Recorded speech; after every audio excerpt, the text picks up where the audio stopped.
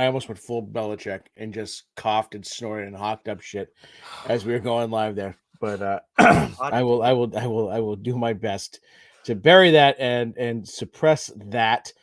We're gonna have a very ironic discussion in a moment because you are a robot, and we're gonna have some discussion about robots. But until then, your robot, by the way, has made us quite a bit of money there, Nicholas. Ladies and gentlemen, boys and girls, listeners of all people probably going, what the fuck is that?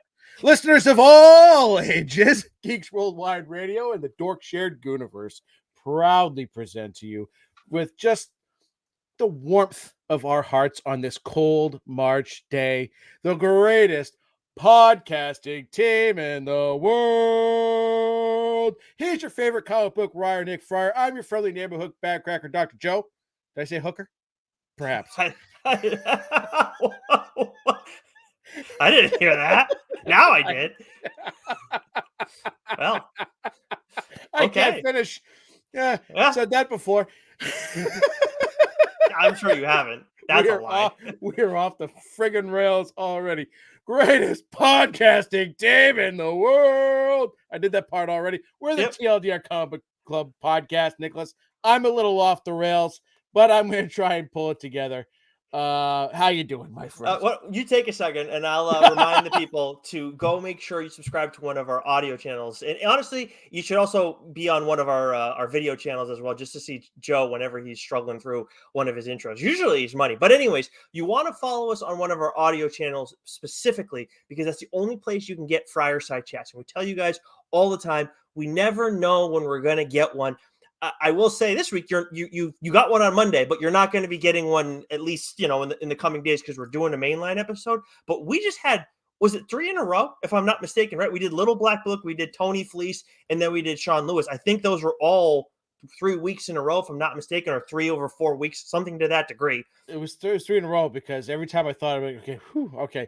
I can, I can pick a book. We can read it. Nope. And it was so much so, Nicholas, that I completely forgot that we were doing a main line. Yep. And I was just planning on I was like, oh, we get a break. I can just do what's new this week. Yeah, it's crazy. But that's the thing. We never know when that's going to happen. So it's why you always got to make sure that you're subscribed to one of our audio channels, especially in case I freeze like I have right now, which is never not frustrating. But yes, make sure you subscribe to one of our audio channels.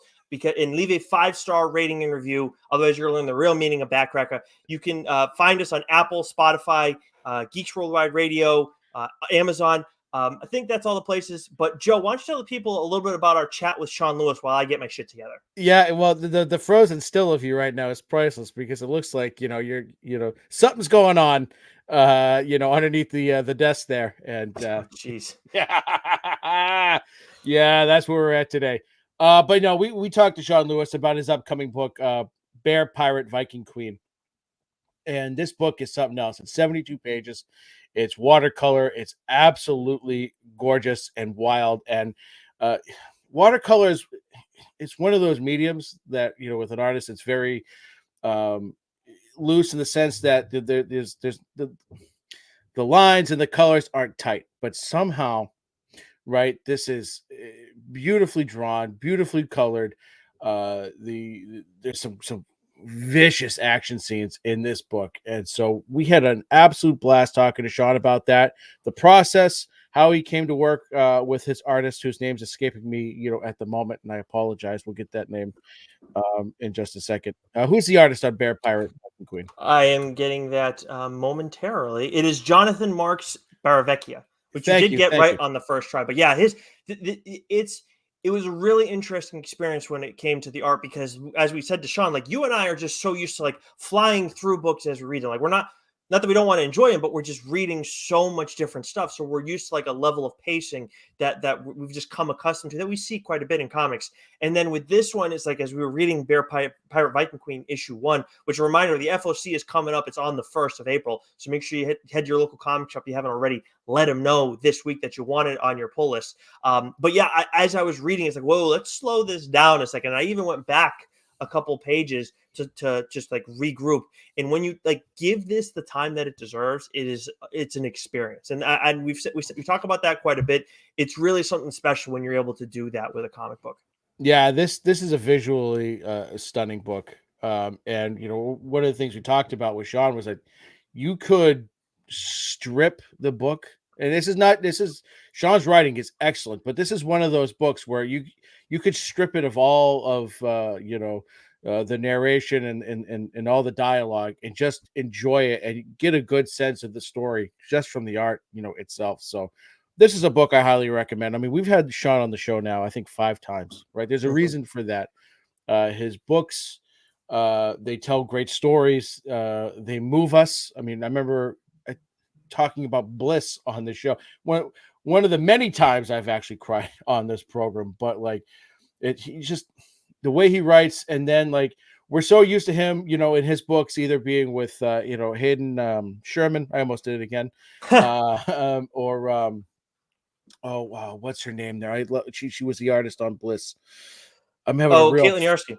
thank you, Caitlin Yarsky. Right, like we're used to Sean, writing with a couple of different artists. So with Baravecchia there, like this is a completely different experience. So highly recommended. Check out the chat. Make sure you put it on your pull list. You're gonna love it. I think you said it was gonna be 3 issues, 3 sort of That's epically correct. long issues. So Yeah, they're good very shit. they're set like the first issue 72 pages. I believe that's something that's kind of maintained throughout. And the other big thing is too, when I read the end of the first issue, I believe you had the same reaction. It was like, "Huh, this feels like it could have been just its own thing." Yeah, But we know we're getting more story. And Sean says that is something that's going to be maintained throughout each of the 3 issues that we're going to get. So I yeah, love that when you're getting like a whole meal with just one issue, and yeah. then at 72 pages. I mean, that's pretty Woo. awesome. But it Yeah. went by quickly. It didn't feel like I was reading 72 pages. Yeah. So the last thing we want to talk about before we get to catching up, there's always like news floating around in the comic book industry, just stuff that's not related to the stories. We try and keep it primarily to the stories, just because like that's the shit that we care about most. But one quick sidestep before we get into catching up, I know the AI discussion is always something that's kind of in the mix of things. And the joke that Joe was making is in my day job, I help develop tools that are intended to help people make smarter bets in sports. And that is a tool. That is not artificial intelligence. Very Hashtag different. Friar bot. Yes, you can call it whatever you want, but it's not that. But in the art world, we're seeing it pop up more and more. I don't think anybody like you go on TikTok, and if you see anything like art related, like that's not from a known artist, like there's just a certain aesthetic that. And I saw we saw rumblings of like stuff getting published that was AI involved, but it kind of, as you and I talked about it, it seemed like at least the person who was like bringing it up originally is just some rando, right? It wasn't anybody like. Yeah, it was like an armchair superhero, right? Like, or like it's one of these people that says like, who's watching a sporting event and pretends to know like, oh, I know what kind of injury that person sustained. It was a pop, pop, pop, pop, pop, pop, right? So there's been, and I believe it started on Reddit too. But some rumors that DC, and its artists were sort of using AI to kind of generate, some of the Yeah. art for their books. And I'm reading this and I'm going through Twitter sort of from where this sort of originated, and it's literally just some dude like just like pointing out like, oh well, look at this and blah, and I was like, that sounds really fishy. Hmm. It was and it sort of involved an artist of mine that I Yeah, the love movie. very very much, Andrea Sorrentino. But I don't really give it any credit because it just seemed like a bunch of fucking hogwash. But Mm. it led to you and I having a discussion to which I said we need to save this for Tuesday or whenever we record, because something's going to get lost over text. Hmm. And so I preface it by saying that I'm 100% in agreement with you because I know how strongly you feel about AI Thank you. and the role of AI when it's being used, by, you know, for example, if studios, for example, are cutting out the artists in general, just using their previous artwork to create new stuff, right? That the artist had nothing to do with whatsoever, or whether it be writing, right? Same thing. Yeah. That is absolutely 100% fucking disgusting, right? And that should never happen. There's no place for that whatsoever. Right. And I think in general, we agree upon that, as Oh, yeah. well as other things involved in AI. But it got me thinking a little bit, uh, a little devil's advocate, but also just sort of looking at it from a different angle, right? Mm. In the sense of, okay, like technology evolves just like everything else does, right? And we're at this place now where AI is so fucking prevalent, right? Crazy, man. I saw a commercial. Like I think we see like Google, like the Samsung Galaxies have it, but I saw Grammarly like has it. And I was like, what the heck? Well, Tyler Perry, right, was going to be creating this massive studio or whatever, Oh, really? and then he's like, I'm going to stop that. I'm going to save myself hundreds of millions of dollars because we can use AI to create the stuff that, I don't need to hire, actual people to do. Wow. So again, right, no place for that. But I was sort of thinking about AI in the sense of like an artist, for example, experimenting with the technology, not to cut corners or not to do the work, but as a tool to maybe create something new, right? And I know that as I'm saying that, I'm kind of talking out of both sides of my mouth. Hmm. Um, I see where but you're going, though. Like, in but you see, fairness, see what I mean? Like, because yes. it's sort of like, okay, we have this tool. Is there a way that I can utilize that Hmm. to maybe invent something new, or to go to places that we may not have seen before, right? Hmm. Versus like, oh, I'm gonna take credit for this work that I didn't fucking do. Now I Right. don't know, like, is that a blurred line? Is it really just black and white? Or is there an evolution there that this could be useful? I think the idea that you're saying makes perfect sense. Like I will start off with that. I do think like I've whenever I have this is like one of those few like very polarizing conversations where I have like a very strong stance on it. Normally I'm just like it's usually somewhere blurred, but with this I'm still anti that idea because my concern is like okay, like you're looking at it from like a healthy perspective. Like this is how it should be used, but when we start anytime we start mixing into stuff like this isn't just a tool. Like this is artificial intelligence that is going to have the capability to grow and then like I'm put my tinfoil hat on, but it can grow beyond just being a tool that is controlled by us. So that's part of like that's like the tinfoil hat bit. But I also just don't trust people to then start utilizing it. Like if you're throwing these ideas into the AI, then it just where does it end? So what you're saying does make sense because that's also like if I'm like a upcoming artist and I want to like learn like you want to learn from other artists, like let's say you're a big Capullo fan, you want to like what can I take from him, what can I learn from him, how can I like have a style that's influenced by him but also my own, like that's kind of what you're talking about, right? Well, yeah. So like, because I think of it like this, right? Art for a long time, right? We'll just take comic book, was always pen, paper, ink, and paper, right? Hmm. And then now you take a look, and a lot of are doing things digitally, right? It allows them to do things that they might not normally be able to do with just the regular materials they have, right? Right. They're right. So I was thinking about AI in that sense, right? As Oh. another sort of digital tool Hmm. that can they, like, for example, Photoshop. I do a lot of the photoshops for Instagram and stuff like that. Like, I can buy an upgrade to have AI capabilities, and that's mostly to it seems like to be able to make things easier, or Hmm. right, things of that nature, right? But it's a slippery slope because at the same time I'm asking the computer to create something for me Hmm. that I couldn't create. Right. And that's, I think, at the heart and the crux of the matter of all this is you're not actually doing it. And I Yeah. was sort of thinking at an angle of like, well, is there a way where we could sort of take that and, use it to, evolve what we can do? But it's a very slippery slope. And this is why we couldn't have this discussion over text, You're because right. I was Yeah. trying to convey that. And you're like, I'm gonna fucking kill you, AI. Yeah. It's very much one of those things where I can get like irrationally You got fired up real fast. I did, and I think we were talking like it was either early in the morning or late at night. I can't It remember was what it was late at night. One of the it wasn't ideal timing. Either end of that spectrum, you're rolling the dice.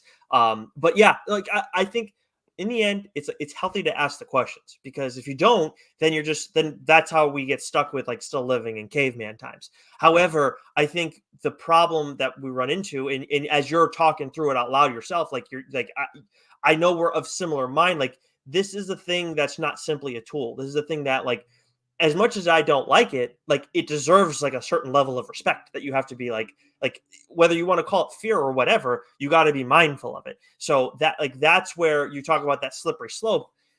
That, it's not like you're getting like, I don't know what people use for Adobe for designing their art, but I think like there may be a resolution out there. I just think it's going to take a lot of time. And I think honestly, like you need to have regulations, but even still, like I say that trying to like meet in the middle, I still wouldn't trust it. I still wouldn't feel comfortable. Like I don't want to support a lot of that stuff. Like I wouldn't want to support it. And you know what? I at the end of the day, I don't think I do either. In fact, I know I don't. But it was just trying to look at it from like a different angle. Like, is there a place for it? But it's like, it's just like anything else. Like, uh, sports betting. If you're an athlete, you can bet on sports, just not your own. Shohei, come on now, son. As I'm wearing a Dodgers hat. But it's an art and writing performance enhancer is what it is, right? But kind of is a funny way to look at it, but yeah, right? It makes sense. Yeah, it's basically like steroids. Yeah. So, and the one thing that you don't want from it is to take money and jobs from hardworking artists and creators in general, and that's where I 100% say no. It's got no place, and I think it's one of those things where you really gotta, there's no place for it, or there is, and I would be on the side of there is no place for it because of that slippery slope of like, okay, when do the lines get blurred, and when does it start, impacting people's lives? And 100%. It's just you look. There's so much like so in the larger conversation. I'm not about it. When it comes to the art specifically, and this is like the arts. I think like it comes to storytelling as well. But like you take all the humanity out of it. Like there's just no. I have no interest in what artificial intelligence is going to like the story that it's going to convey to me. Because it's not, especially right now, it's not original thoughts. They're like an amalgamation of all the stuff that's on the internet. But in general, I want to learn from other people. I want to hear experiences that are similar to ours, experiences that are very different. And then obviously, like, there's so much like in between all of that. So like that's where when it comes to the arts, like it's not even like a mad thing. And I do, it is frustrating, like especially when you come across something that's like, oh, that looks cool. It's like, it's AI art. Like I hate when that happens. But like I just genuinely like I have no interest in it. It's not even like as charged. Like I know when I was talking to you because I was kind of like surprised, but just in general, it's like I don't want to read it. I don't want to look at it. Like it doesn't do anything for me. Yeah. So but at least it's Twitter's like it's we all know how Twitter is. It doesn't matter what part of Twitter you're on. It is just vicious, and it's hard to have civil conversations.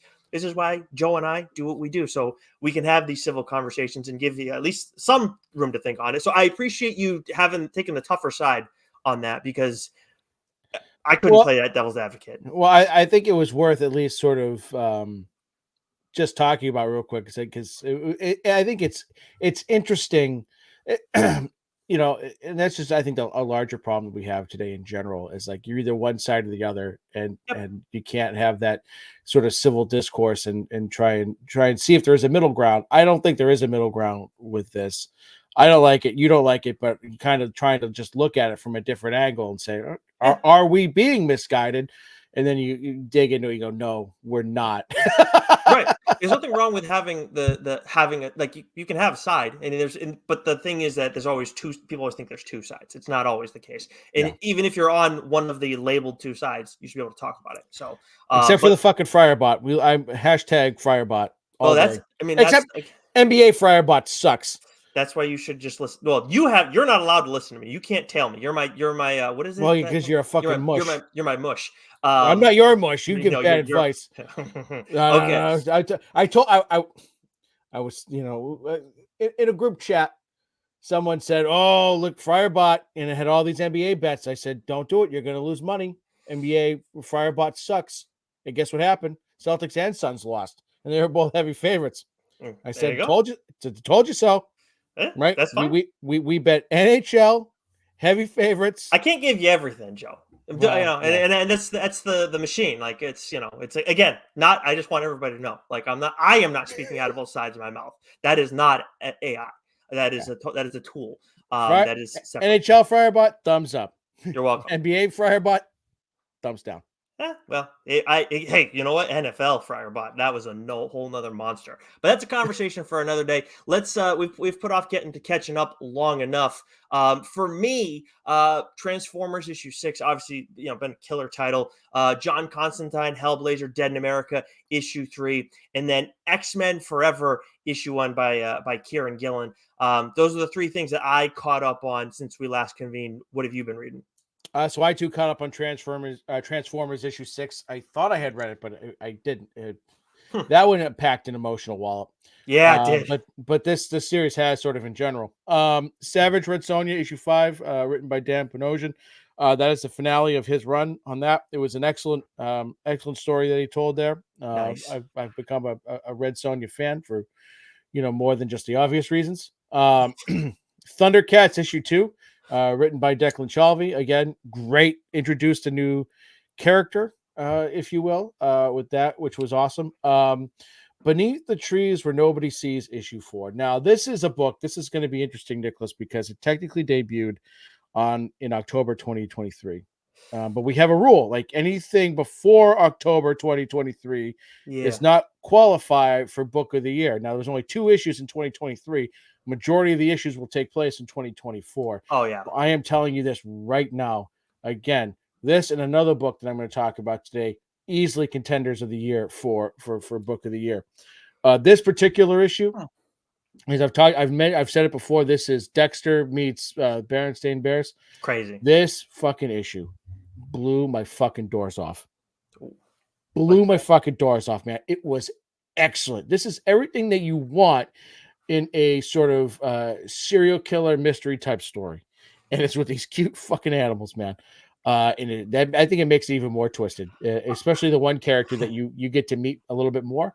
You go, that's some real psycho shit, right there. I'll tell you what, I love finding a diamond in the rough myself of like a title. But I also know usually I get fucked over and I can't talk about it on the show later on because we'll have the creator on.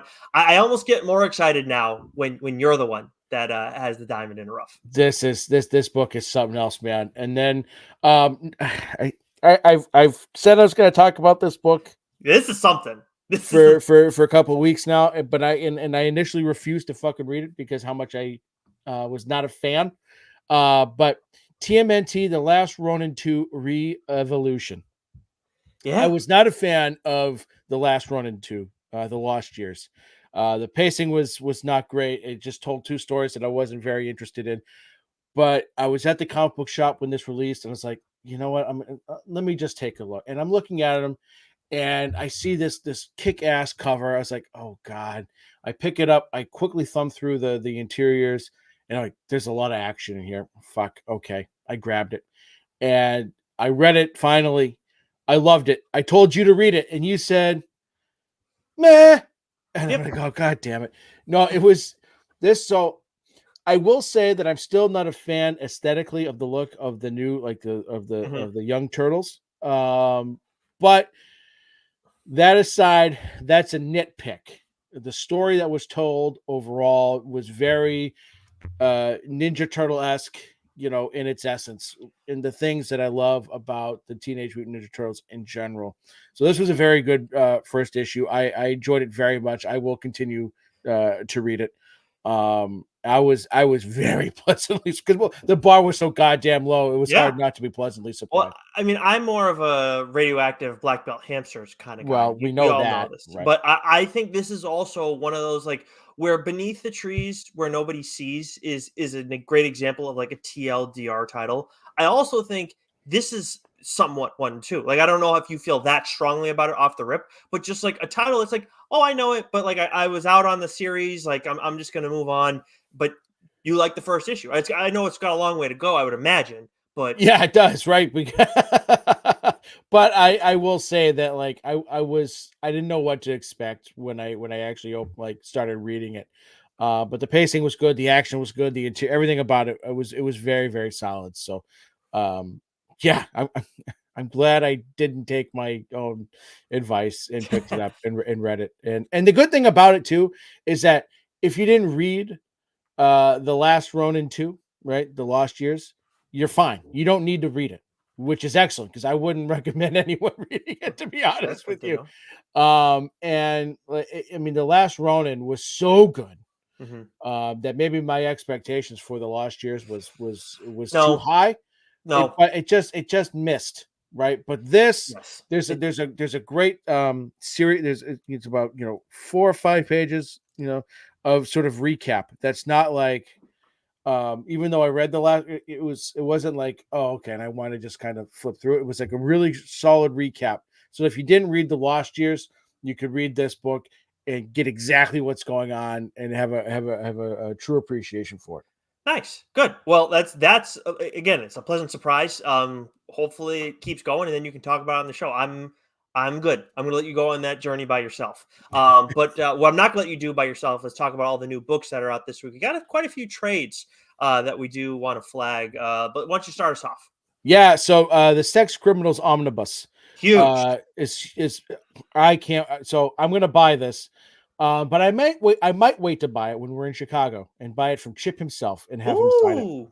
Ooh. But for those who are not going to C2E2, I would recommend buying this at your local comic book shop. It's the entire series all in one volume. This book is absolutely phenomenal.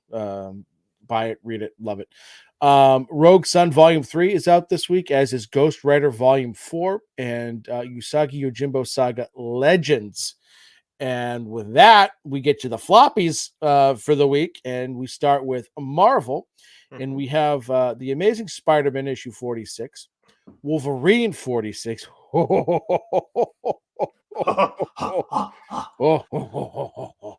That was excellent. X-Force issue 50, Miles Morales Spider-Man issue 18, Daredevil issue 7, which continues to impress and I continue to enjoy. The Incredible Hulk issue 10, Gods issue 6, Rise of the Powers of X issue 3, Superior Spider-Man issue 5, Edge of the Spider-Verse issue 2, Cable issue 3, Thunderbolts issue 4, Spider-Punk Arms Race issue 2, Obi-Wan issue 6, Predator The Last Hunt issue 2, Jackpot and the Black Cat issue 1, and then we have 2 books. There's actually a lot of books from Marvel we read this week. But why don't you kick us off, Nicholas? X-Men 97. We all absolutely loved the first 2 episodes of the show, and now we have a title over at Marvel, X-Men 97 issue 1, written by none other than Steve Fox, who you've heard Joe and I praise quite a bit recently. The artist is Salva Epson, and then the colorist is Matt Milla. And what I keep seeing on Twitter is people talking about how like, oh, leading up to X-Men 97 or after the first couple episodes, they're trying to introduce their kids to more of the X-Men, more of the animated series. And obviously, we're seeing the numbers that are coming out from Disney Plus. The thing's a huge hit. Since the trailer dropped for X-Men 97 on Disney, for Disney Plus, the X-Men, the animated series, like the original run, viewership went up for that by like 500%. I read It's earlier today. crazy. It's Yeah. crazy the numbers that it's done there. And it's awesome. Pumped about it. I'll tell you what, if your kids are asking for more, or maybe you want to like just get them away from the screen for just a couple seconds. I mean, Lord knows I used to rip X-Men back in the day. Couldn't take me when it was on the screen. I had to watch it. But if you want to give them something else, they still want more of that X-Men. Get them X-Men 97 issue 1. We've talked about X-Men 92 also in the past. There's some collected editions. I think it's 2 volumes, 10 issues. But X-Men 97 issue 1, take them to the local comic shop this week. Pick this one up. I feel like from a writing standpoint, this is going to be a really nice accent piece for those readers from the show. Like it kind of shows you some of the machinations that are going on behind the scenes that I think are going to pop up later on down the line. Epson's style very much fits the aesthetic that we get in the show as well. So I think all around it's good. Like people who, for those younger readers that are getting into the cartoon, you can easily hand them this and say, go ahead and check this one out. Yeah, this is a great companion piece to the show. It doesn't necessarily follow beat for beat, the cartoon, which is a good thing, right? Right. But aesthetically, from the character designs, it's perfect. This is a book, Nicholas, that one I would give to my nephew to read. So hey, you're gonna enjoy this very much. But this is also a book where if I was his age and I was and I saw this at the comic book shop, I would love it and I would buy it each and every month. Like this is not like a young adult book. This is I think it's geared towards the younger reader, but that doesn't mean it's not for anyone to read, right? Right, 100%. But if I was 11, 12, 13, this is the type of book I would eat up. Yep, 100%. I mean, look, as much as people in our age range are all about X-Men the animated series. I mean, for even LeBron is tweeting about it right now. That's how big this is. That series still it feels like it's for us in a lot of ways, but it's not. It's not for us. It was for us back then. This comic, it's the same kind of deal. That's the reader we're talking about. It's for that reader. So if you want to get them into comics or introduce them to the medium, however you view it, this is an easy way to do it. 100%. A great X-Men introductory book for new readers for sure. And with Steve Fox too, we've praised him a ton. He's done some really cool shit, and I think if you've he's done some cool X-Men stuff. So if you want something a little more adult, there's his Dark X-Men run that he did. That was 5 issues. So go pick that up for yourself at the local comic shop if you can find some copies, and then get your kid the X-Men 97. Just don't let them get your Dark X-Men because we don't want them seeing Madeline Pryor too soon. But anyways, don't let your kids see Nick's X-Men action figure collection either. Oh. We know how you pose them, Nicholas. Yeah, you disrespected Darth Maul pretty bad. But anyways, I didn't disrespect him. I think I did him a great justice. Introducing him to the league for sure. You also got one other title from Marvel that you wanted to discuss this week. Yeah, I've talked about Ultimate Spider-Man a few times now. So issue 3 is out, and again, this is sort of an alternate universe sort of thing here. But man, again, this is for all the Spider-Man fans out there, this is it's such a good title. I love reading this each and every week because I love seeing the characters in slightly different roles, right? And because you still, at the core, you still have, these characters still have a lot of what make them so likable and why we enjoy them so much. But I love the idea of Peter and his daughter May, sort of keeping a secret from MJ, and their son, Jesus Christ, what's his name in the fucking book? This is on you, man. I can't. Richard. And then seeing his interactions with with Ben and with John Jonah Jameson, right? There's just so many fun aspects to this. While there's a sort of a darker sort of element to it, which is really, really cool. It's just a great Spider-Man book, and there's a great homage to some of the Spider-Man comics, of old, where this is not a spoiler or anything, but there's a couple of panels where Peter is coming up with different suits to wear, that's May approved, and he sort of it just sort of shows all the different suits that he's worn, sort of all over his career. And the daughter is just sort of critiquing him, like, no, that one's a little scary. Dad, I know you're trying to be cool, but that's not cool, right? So it was just a great fun little sequence there. So I absolutely love I love sort of the Ultimate universe that's going on right now in general. We've got a couple of Ultimate titles, and this one is just, I mean, it's Spider-Man. One of my favorite graphic novels that was given to me a long time ago was Ultimate Spider-Man, issue 1 by Brian Michael Bendis, and I love that, and I love it so much that I gave it to my nephew when he first started getting into comics. So that's right. Yeah, great stuff, excellent stuff. If you haven't been reading it, get on, especially if you're a Spider-Man fan.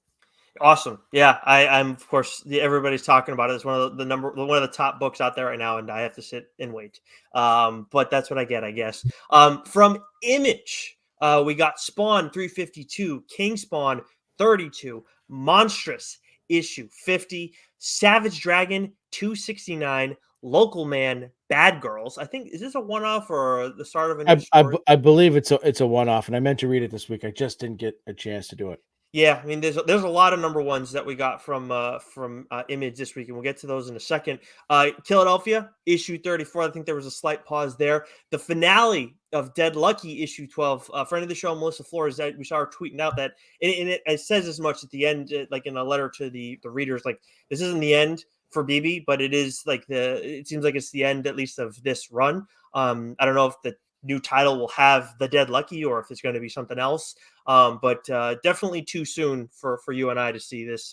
I didn't know it was coming. So yeah, it took me by surprise a bit. Yep.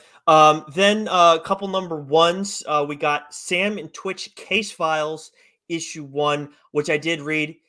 Like it was, I am interested with after the ending, so we'll be checking out the second issue, but it was kind of just okay. Yeah. And then Under York issue 1, which we both checked out. Mirka Andolfo is the artist on this, so I was like, okay, I still haven't checked out Evil, but I was like, I'm gonna give this a look. I haven't read Mirka in a while, and it was solid enough that I'm gonna check out the second issue.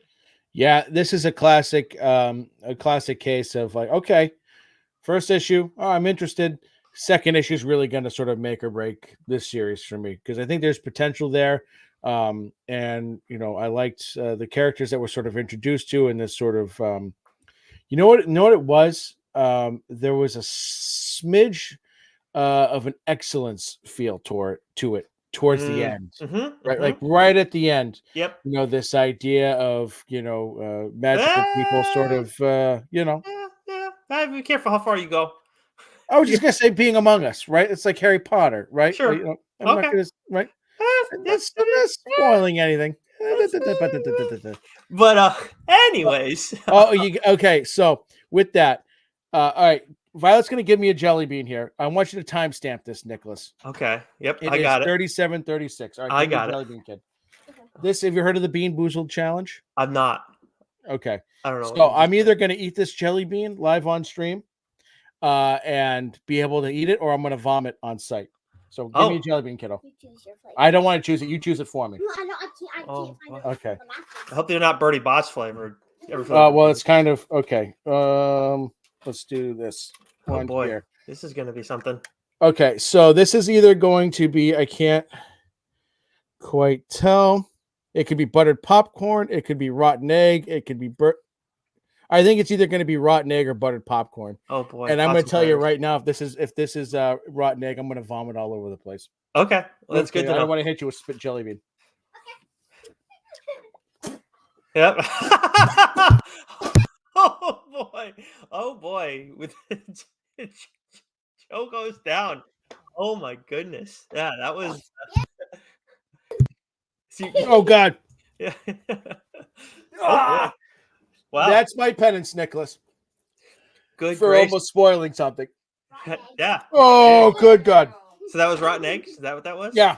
All right. Well, yeah. This is. Okay. This like I said off the top, like you should be following us on our one of our audio channels at least. I mean, video channels at least, even if you are doing audio primarily, because that was Oh, I'm out That of was a water, sight to Nicholas. behold. That's good. We got to put that everywhere on social because that was something, man. My goodness. Oh, that was disgusting. Anyways, I'm sorry, but I'm just taking it in. That was. Oh. Wow. Okay. Well, that was real. That was real, folks. Oh yeah. I've never seen you do that before. It's rotten eggs, kiddo. Yeah. That's what that is. All right. We got 2 more titles from Image that we wanted to touch on. One that we've talked about. Oh, you good? Yeah. Yeah, we got Feral issue 1, which we've talked about a ton on the show. I did an early look. We ended up having Tony Fleece on the show. Joe's making a case for if they do another title that's animal related, that it's going to be My Little Pony inspired with apple bottom and boots with the fur. But the big thing, like the elevator pitch on this one is Homeward Bound meets 28 Days Later. Yeah. So like it's this like, and honestly, I couldn't believe it when we were talking to Tony, and I was like, oh yeah, it is like an animal zombie story with like using rabies. Like, I just fucking. I can't believe when I said that and it blew your mind, and I was stunned. I was like, I was just reading it. It's like, oh, this is like, it's just, I just read it. And it's like, oh, this is a good story. I didn't need that, but yeah. So I've never claimed to be the brightest bulb, and you've never praised me as that either. So no false advertisement on this program. But Feral issue 1 is out this week. Obviously, we love Stray Dogs. We really love talking to Tony. Check out that chat if you haven't already, and make sure you go pick up Feral issue 1. Don't if you didn't add it to your pull list, you're gonna want to after you read this first issue. Yeah. Okay. So the next book that we'll talk about, this again, I mentioned earlier about books of the year, right? And so this is an interesting one because this is sort of two books that are telling one story from 2 points of view. And of course, I'm talking about this week, the Six Fingers issue 2, written by Dan Waters with art by Sumit Kumar. And so I mentioned this last time, right? Because the One Hand comes out first, and then the Six Fingers comes out after. So when you're reading the first title, the One Hand, right, you're getting it from the perspective of the detective, and he's trying to like figure out, okay, am I dealing with did I not catch the real serial killer the first time around? Are we dealing with a copycat? He's trying to figure it out. And then when we get the Six Fingers, you're getting it from the killer's perspective. And my most favorite thing about this is that at some point in the Six Fingers, you're in the same scene that you were reading about in the One Hand, but you're getting the reverse side of it, right? Awesome. And that is such a brilliant way and a unique way to tell a story. Like, you could just do this in one issue, right? But it's got a different flair to it when you're reading 2, different books. And when that happens, and that juxtaposition, it's just blowing my fucking socks off. And it's going to be hard, I think, this year, Nicholas, when it all comes down to it, to pare down which titles are up for contention for Book of the Year, and then which one will take the cake, because there's a few already, and I know it's early. But like, when I say that this book is excellent and a must read, I am not kidding. There's no like hyperbole, there's no fluffing. This is real, genuine. This is a book that you have to read. And I can't wait for what I hope for is that when it's all said and done, it's all put together in sort of one collected edition, where it goes issue 1, issue 2, and you're just reading it, as one story. I think that will be absolutely excellent. So the Six Fingers, fucking read it. Yeah. Oh, I will, because you're telling me to read it now, so I'm not going to wait, even though you've called dibs. No, but I'm hearing about this one, like where we talked before about like Beneath the Trees, where nobody's. That's a diamond in the rough that like I'm just excited to experience it later, because you found it. I might have never known about it. If we weren't doing this show. Six Fingers, like that's one where I get a little like, fuck, I have to, like, I'm waiting, like I'm sitting on the sideline. I can't do anything about this one. I can still taste the rotten egg, Nicholas. Well, you're gonna have to take a quick sip or something, because we got one more Image title to get through, and it's the most important one. It's the final issue of Newburn, issue 16, which when we found out about this, I think it was before issue 15 when that started like circulating that it's going to be wrapping up at the with the 16th issue. Man, just like too early of an end. Like like Chip did a great job. Chip Zdarsky, Jacob Phillips. But man, like the ending was very fitting, and I like it was excited to see how he was going to wrap things up and land the plane. But at the same time, you and I were both like, and I've heard him say it too. Like he could have gone on and on with this title. I think even when he told us at the very beginning, it's like that it just he has room to do so much with the character. And if he ever wanted to revisit it, like I think that like there's room to visit this world in some capacity. The only other thing I did want to like highlight is like there was a player who kind of got introduced later on in this in this story, and then like the way that kind of like was wrapped together, I really appreciated that. Like it was a smaller thing, but like I'm glad that Chip like addressed that bit. Yeah, what was excellent about that, and again, like you're 100% right. I didn't want this to end, but I think Chip is really good, and he's really on top of like knowing when to end something, right? And as much as we Mhm. didn't want Newburn to end, this was, I think, a perfect ending to the story. And as you know, when we first started reading Newburn, we loved how he was always, you know, steps ahead. He always had contingency plans. And then when we get to this last arc, we're starting to see a different side of Newburn, where it's like, oh, he's off the rails a little bit, right? And then just how he pulled it all together. Right, this is one of the things that Scott Snyder does so well all the Mhm. time, is that like he'll have a bunch of threads out there, and then when it's all said and done, he pulls them together, and it's piece de resistance, right? Chef's kiss. It's excellent. It's perfect, and he does that here with this ending. Chip does in Newburn. You know, there's a great little epilogue, you know, to it, and it was a very fitting ending for this story. Albeit I didn't want it to end, but like, it's good. You want people to leave people wanting more, right? And 100%. the way he ended it, he could take it in a couple different really interesting directions if he were to revisit it, you know, down the line at some Yeah. point. So yeah, Newburn is just excellent stuff.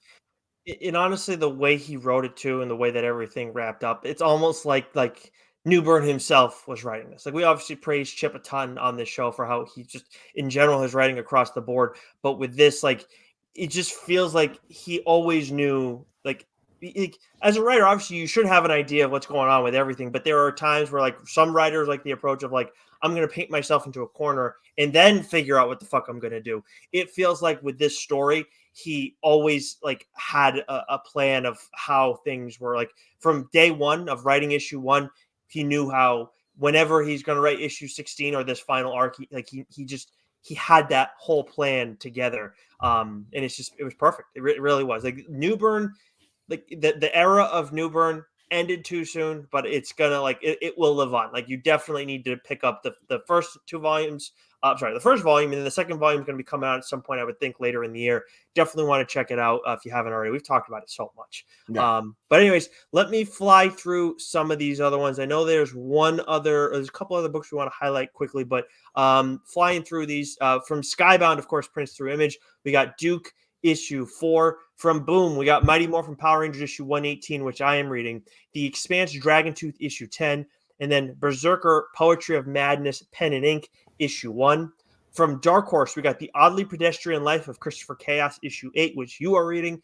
Black Hammer, The End issue 6. Masterpiece, which I am reading the 4th issue of that one. Quick Stops volume 2 issue 3. Avatar Frontiers of Pandora issue 2. Star Wars The High Republic Crash Landing issue 1. Ghostbusters Back in Town issue 1. The Goon Them That Don't Stay Dead issue 1. IDW, we got Star Trek Defiant issue 13. The Ministry of Compliance issue 4, which Joe is reading. Dungeons and Dragons Saturday Morning Adventures issue 3. And then from our friends at AWA, we got actually another trade from a title that you've talked about on the show previously. Oh yeah, The Madness trade paperback is out this week, people. For all you trade waiters, now is your time. Go buy this book. It was my book of the year, right? It was my Yeah. uh Was it new This and Local title Man, or right? yeah, The best new title, right?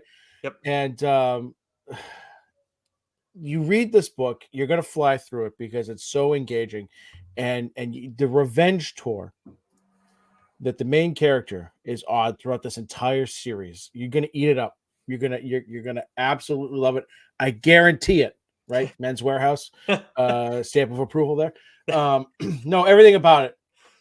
The storytelling, the art, it's vicious, it's gut wrenching, it's satisfying. It's all those things in one story. So if you didn't read the floppies when they came out, now is your time. Go buy the trade. Like if you buy anything this week, buy this. Yep. I can't say that enough. It was just again, this was when the first issue dropped. It was my favorite first issue of any AWA title dropped in 2023, and that's saying something because we got a lot of really great books from them. And so, just one issue to the next, it's everything you want in a comic book. Yep, I am definitely going to be checking this out now. It's all collected nice and tidy for me. Because you've raved about this, and I gotta see what all the hullabaloo is about. From Mad Cave. Speaking of indie publishers that we talk about a lot, this one's starting to get more and more attention from us. From Mad Cave, we got Charred Remains issue 4, which I am reading. Eden Frost issue 4, and then we have Morning Star issue 1, of course, written by Tim Daniel and DB Andre, who we had on the show not too long ago. Had a great time talking with him about this title, and you actually got a super early look at this one, but really enjoyed just getting a chance to talk comics with Tim and DB. Obviously, Resonant is a big one for you that you talked about on the show with written by DB, and Tim just does so much within the industry. It's just fascinating, just learning a little bit from him. I can't wait to have both of them on at some point again down the line. But Morning Star is it's like a story set. Is it post World War II? Is that correct? Yeah. Like it's set in the 50s or something like that? Yeah. So the art style, and I will get the artist's name in a moment, but really love like just how perfectly the style reflects that era. Yeah, the style, the colors, everything about it.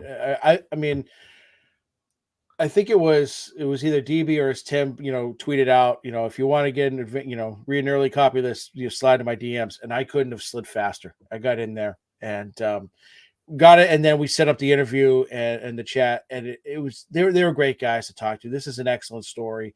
The storytelling is fantastic. The artwork is fantastic, and it leaves you wanting more at the end of that first issue, which we talk about as being so important. So Morning Star issue 1, make sure you pick it up.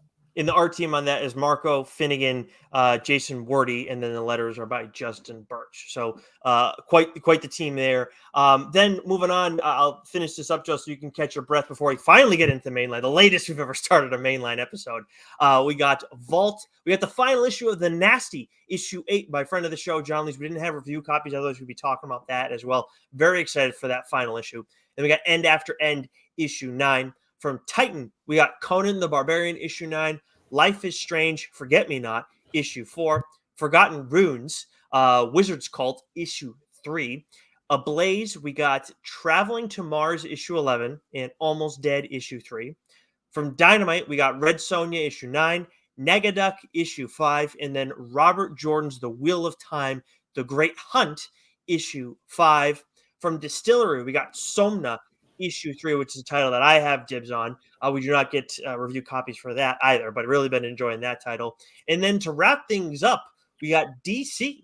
We got Detective Comics 1083, Green Arrow issue 10, The Flash issue 7, Harley Quinn 38, Batman, The Brave and the Bold issue 11, The Penguin issue 8, Alan Scott, The Green Lantern issue 5, Power Girl issue 7, Amazon's Attack issue 6, Batman Dark Age issue 1, and then I don't know what the hell this is, Primer issue 1. But enough of that, Joe. If we're ending with DC, that means you must be talking about a DC title. So what do you got for us today?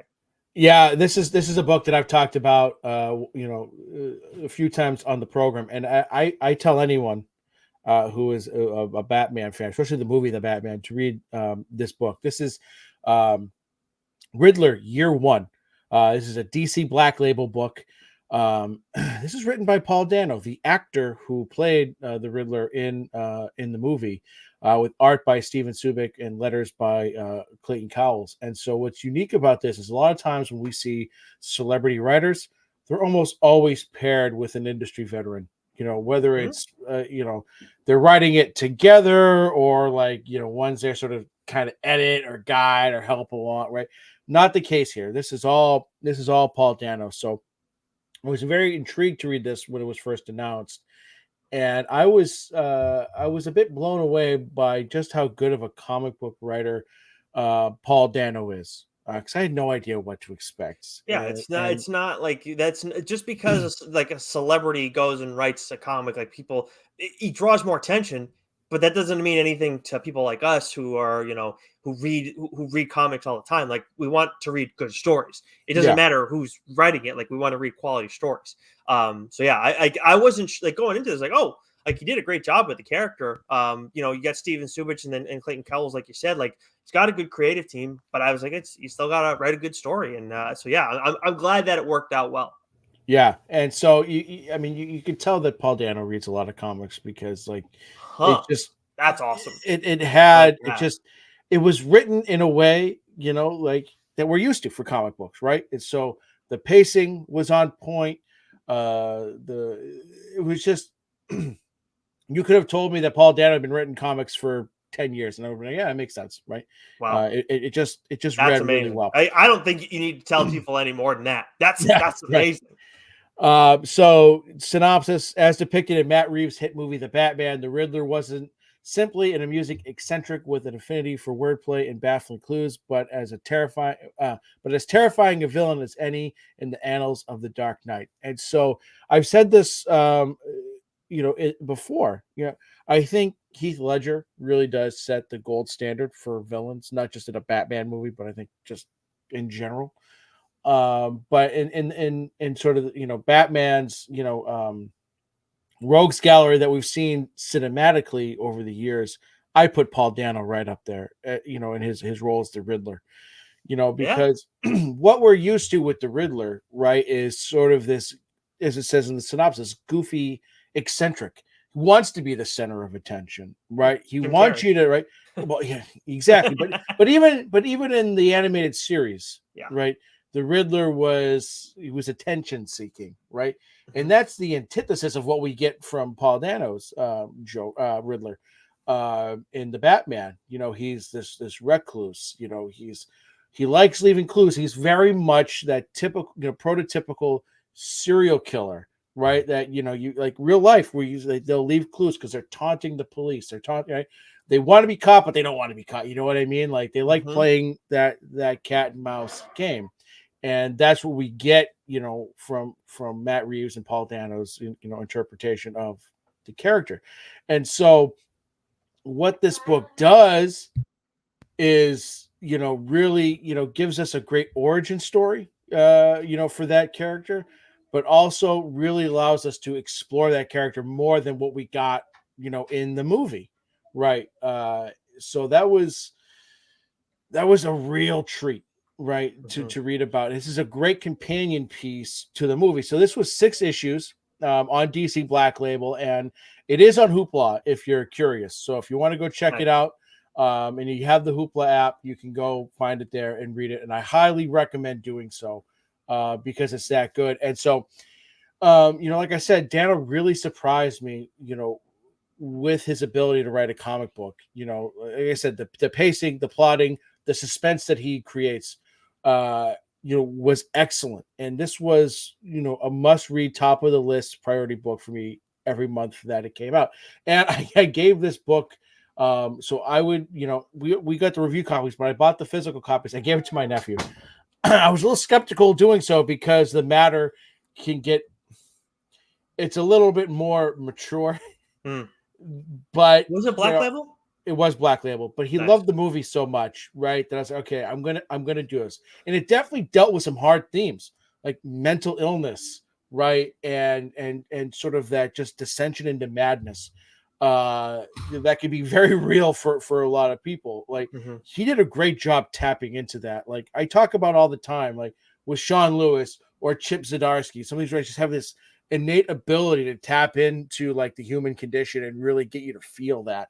And he does an excellent job with that, in this book. And so what we see from, the character of Edward Nashton is we have a character who, he's been bullied, he's been forgotten, he's been neglected, right? But at his core, as he sort of grows up, and we've got a little bit of that in the movie, but he wants to do good, and there's a huge chunk of the story where he's trying to sort of, he's hired for this job, he's a numbers guy, he figures out something isn't right, and he wants to do good, he knows that something is fishy. And he wants to do good, and someone takes his work, tries to pass it off as their own, and then gets swept under the rug because Gotham, as we know, at its heart, at its core, is as corrupt as anything, right?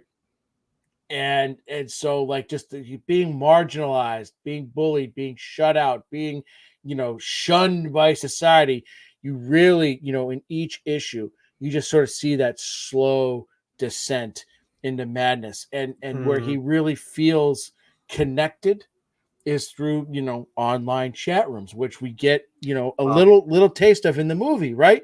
But they didn't explore that enough because like it's a movie and you gotta you only have so much time to tell. But this kind of filled in a lot of those gaps. And then this book ends right where the Batman begins. So it's a great origin story for the character. It's a great companion piece. It really, I wish some of these comic book movies would do a little bit more, because a lot of times when we see these types of books come out right around or just either before or after the movies, we think it's a cash grab, and a lot of times it is. But this, you could tell, was very much a passion project for Dano, because I think he's on record of saying like how much he just wanted to continue to explore this character. And he does so in these pages. And so this is as good as any Black Label book, that I've read. Nice. And if you love Matt Reeves, the Batman, and I would highly recommend, reading this. And as for Subik's art, right? It's brilliant. It's dark. It's depressing. He really does capture that tone of what Gotham City should be. But I think I've said this before. I can't remember what book it was, but like, the theme of mental illness and depression and madness, you can feel it. You get it from the writing, but you see it from the art. Like you can feel that.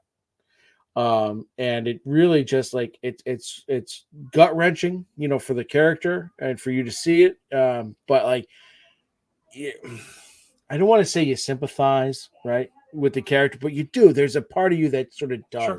Well, it's natural. Like that's why you like read stories, is like to get different perspectives, and then it's like you're ideally like you're going through like stuff that's representative of what like this type of people go through. As much as like he's a monster, so it's right.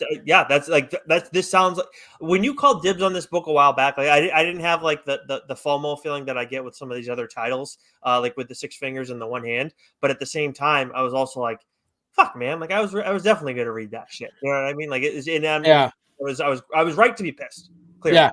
Again, another instance, I was pleasantly surprised, and even my nephew, like, I try to get him to talk about comics, and he's a teenager, right? He doesn't want to, This was a book. He was like, when I try to get him to talk about a book, this one he always like, oh yeah, this I love that. This is my favorite book, and it had some twisted covers, man. Just like it was a very twisted story, but it was very fitting for Black Label. And I hope they continue to do more of these. I know that Tom King's doing a Penguin book, right? So like just exploring these characters, like being great companion pieces to the movie. But this, I think I know Keith is a big Black Label fan, and I've told him numerous times, like, get your hands on this one. Like, this is one I've recommended to people. I'll continue to recommend to people. It's a great character study. And if you enjoyed the movie, you're going to enjoy, this book. Riddler Renaissance. Who fucking knew that we were going to get that over the last few years? Who knew we needed that? But yeah, Renaissance. Yeah, Renaissance. There you go. Awesome. So while Joe was talking a big two book this week, I had 3 books that I was considering talk to you about it, just because sometimes you know how it is. Sometimes it's hard to like figure out exactly which one you want to talk about. But I'm glad you picked this book out for me, because this one it's an interesting one for me in a few different ways. Nottingham, which is a Mad Cave title, and I believe, Joe, I know I'm going to talk about The Devil That Wears My Face. I don't know if I've talked about a Mad Cave title on here before, unless I'm mistaken in misremembering. I don't think so. Yeah. So, but I will say too, this is the first title that I saw where like it put Mad Cave on my radar, and I didn't give it I didn't look at it right away, and I wish I did. But at the same time, I got to binge it after the fact, and I fucking loved it. But I saw the mask that was on the cover, I believe, of the very first issue, and I was like, this looks fucking weird. And it's Nottingham, so like this has got to be like Robin Hood related. And so I'm like, what is this thing? And I just didn't check it out. But then one day, like not too long ago, I was like, oh yeah, I never fucking read that thing. I gotta check it out. And oh my god, I crushed this thing. And like perfect, like serendipitous. It's coming back. Like I didn't realize it was coming back, and you said like, hey, let's do it now. It's coming back in April, so we've gotten 10 issues, and then we're getting issue 11 in April, 12 in May. I don't know how many, but so from Nottingham is written by David Hazan, art is by Shane Connery Volk, and then colors are by Luca Romano with letters by. In the first arc, it was Jomet Gill, and then in the second arc, I believe it was Justin Birch. So I don't know if that who's going to be letters on this third arc. But the synopsis is, in this twisted medieval noir, the sheriff of Nottingham hunts a serial killer with a penchant for tax collectors. The sheriff's investigation makes him the target of England's most nefarious power brokers. That's to say nothing of the merry men, terrorists lurking amongst the trees of Sherwood, led by an enigma known as Hood. So we talked a long while. We talked about Once and Future a lot, obviously, and then like that is where we're taking like this age-old story, and then we're like twisting it in a few different ways. Now Kieran Gillen did it in a very like way that I would never. I think very few people would think of taking that approach. But in the course of that, he brought in Robin Hood. Well, that was all centered around King Arthur. And you and I talked about it, how like, you know, Robin Hood is revered as a hero now, but if he like, I think if like he was actually a human being back in the day, and we like would he be beloved? Like how would he like would the common folk, maybe they would love him, but obviously the wealthy would not. So it's like it's interesting, like, you know, he's a fictional story, so he's always a hero. But if he actually existed, how would the people feel about him? And this is kind of the approach that you get with Nottingham. And in doing so, we have Hood, who's, you know, like obviously normally the hero, but he's all twisted around in this story to be made out to like something very different. And as you learn more about him throughout the story, there's like other layers to him. It's not just like he's like this terrorist type. There's more behind that. And I as I was like going back through looking at these 2 volumes of it, I was like, oh fuck yeah, like I forgot that like this is like certain things that drive him, that push him. You know, King Richard is still at front of mind, but there's more to it. And by the way, too, you mentioned like how Riddler Year One is on Hoopla. You can get these 2 volumes on Hoopla as well. So check them out there. But while we have, you know, the Hood as he's kind of like this villainous being now in this story, it's like, well, who's your hero? It's not Lady Marian, because she's kind of Hood's ally, but she's also got her own machinations at play that we start to see take shape, I believe, later on in the first arc, but certainly in the second. And then, but then it's like, okay, so it's not her. Then it's like, it's just sheer fucking chaos, right? It's Sheriff of Nottingham, Everett Blackthorne, is kind of like your hero in all this. He's your central figure, at least. Like he's definitely not the villain that he normally is, but like he's like the closest thing I would say you probably have to a hero in this, because he's like trying to do the right thing. But I'll get more to the writing in a moment. When it comes to the art, Shane Connery Volk, I'm not as familiar with Shane's work, but I really liked a lot of like the art was what drew me in, drew my attention initially, as with most titles, especially when you don't know the creators. The Merry Men, the masks that they have, if you just do a quick like Nottingham Mad Cave, like look on Google or Bing, I'm sure you're gonna find that mask, and it's like, ooh, it's like this big ass smile on this like it's very like it'll stick with you a bit. This isn't a horror story, Joe, but I could see if you like look at one of those masks a little bit too long, it could fuck with you. Yeah, that's why the art on the back in your background there is something different. Yeah, you have checked out, yeah, because you were putting together stuff for Instagram and everything. TLDR_pod if you don't follow us there already. Yeah, so like it's like I would describe the smiles as like sinister. I think is the best way to go about it. But it's like so where we're always so used to growing up, and it's like the Merry Men, like you're like Robin Hood's guys, like yeah, we're on their side. Like just that alone, the masks alone, it's like I don't know, man. Like I don't think I can root for these guys this go around. I'm not sure about that. It was just I just love that twist. And then on top of that, this Volk's style is so fucking dark, very heavy on the inks. And then Romano's colors really play into that. And it's like where I was talking before about like, this view of Red Hood, like if this was based on a true story, like this is actually what it would be like that's how I feel reading this. And a big part of that is because of Volk's style. Like I look at this and it's like it's dark, it's dingy, it's old England, medieval times. Like people are all kind of like ugly looking, which is how I assume that's how it was in the past. We all got better looking as time went along, and just like we got taller. But it's like it's all grim, gritty, and like just feels like old. And it's just I love the style for this story. It is perfect. So you got that, and then from a writing standpoint, I've talked about like the Merry Men, how they're still on King Richard's side, but like they're killers and they're vicious about it too. Like the art gets very violent throughout the course of this story.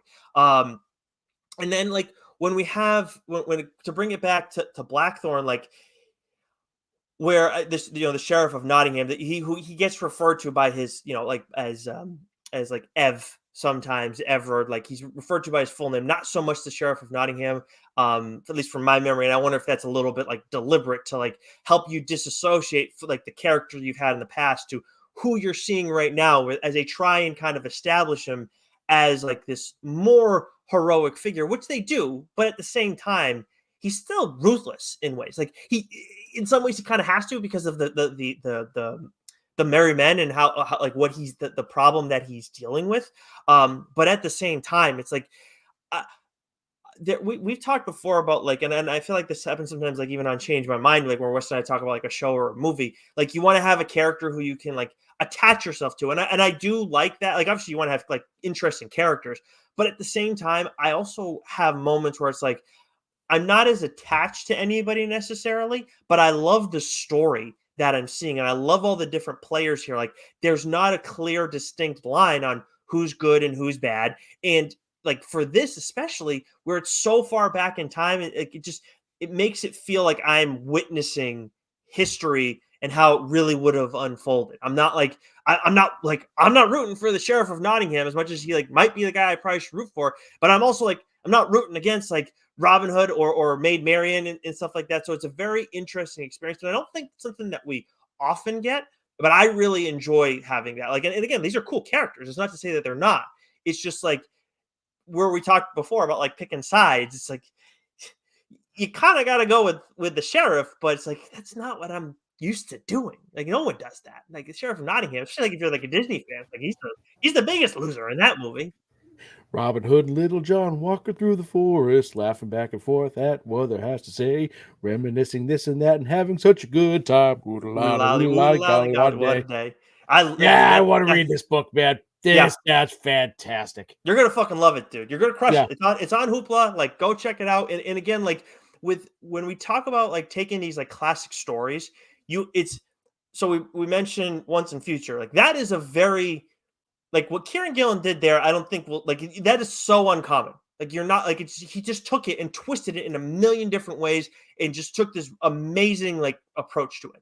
This is like it feels like more what I would expect, like where you take the story and what it was and you flip it around.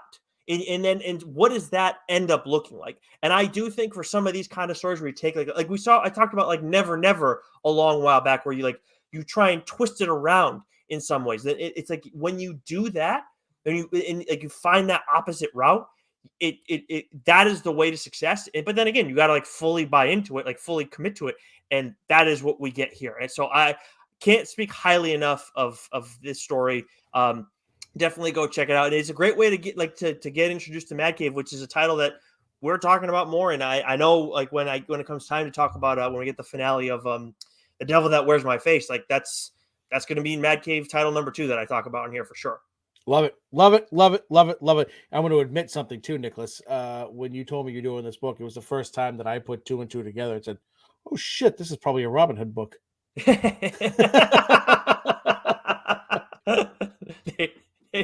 So neither of us. I will say that both of us are probably a few McNuggets short of a Happy Meal. There you go. Yep, that's probably right. And with that, I think it's a good place to end this. Make sure you subscribe to one of our audio channels. As far as we know, we don't have a Fireside Chat coming, but you never fucking know when they're coming because we have no idea when they're coming. So make sure you subscribe to one of our audio channels. Leave a 5-star rating and review. Otherwise, you're going to learn the real meaning of Backcracker and ruin his weekend, which I don't think you want either. But until next week, Joe, stay sexy. You know it, baby.